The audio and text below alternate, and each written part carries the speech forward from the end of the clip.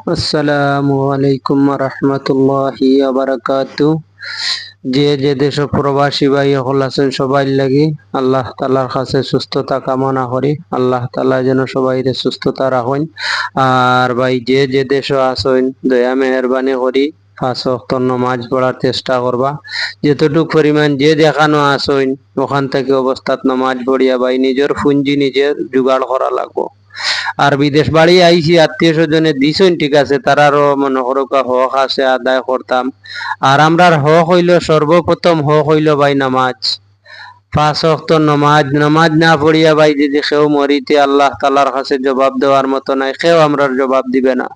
মা বাবা আত্মীয় স্বজন কেউ জবাব দিবে না। আর হক হালাল রুজি করার চেষ্টা করমু।